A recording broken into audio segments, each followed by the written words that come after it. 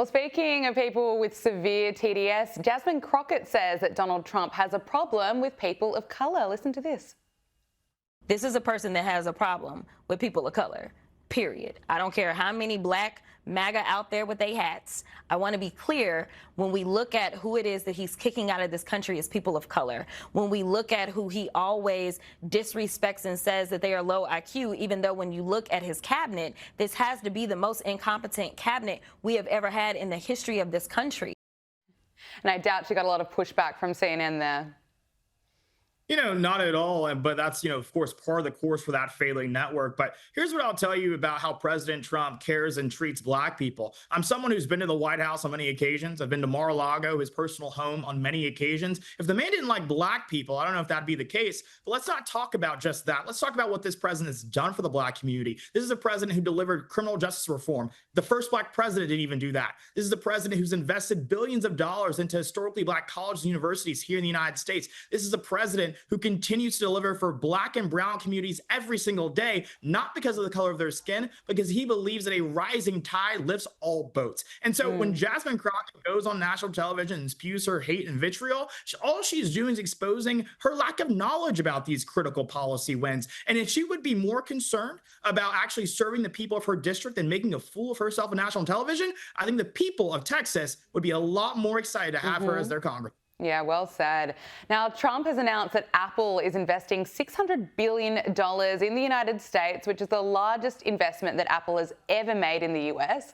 The tech giant had already planned to invest $768 billion, so this takes its total investment to close to $100 billion. Now, this is going to create around 20,000 new jobs in America.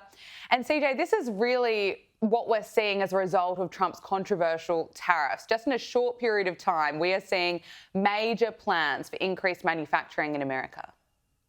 Well, 4 words for you. Promises made, promises kept. This is a president who ran on the idea of returning American industry right back here at home. And this is a thing that's actually going to create incredible jobs for blue-collar Americans in the great state of Kentucky. With that, a part of this pledge, Tim Cook also said they were going to make all the iPhone screens and things of that nature right here in America. And this is exactly what President Trump said would happen. And look at, Lord behold, he's delivering on. He is. It's amazing to see. Now, in the wake of a former Doge worker being beaten by gang members on the streets of Washington, D.C., Donald Trump has indicated that he is considering taking control of the district to stamp out crime. He said that he's considering using the National Guard. Take a listen. Look at that. In fact, the lawyers are already studying it. We have to run D.C. This has to be the best run place in the country, not the worst run place in the country. And it has so much potential, and we're going to take care of it. You're going to be safe. You're going to be safe walking down streets. You're not going to get mugged. CJ, what are your thoughts on this?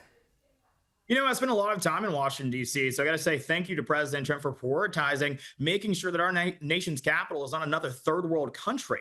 But of course, under Democrat leadership like Mayor Muriel Bowser, we've seen it decline into that. And so I think, of course, America's national capital should, of course, be a shining city on a hill, just like our country ought to be. And every thug, every so-called youth that wants to torment folks on our streets, they should be held accountable, put in prison, the key thrown away, because that's the only way we are going to solve this problem.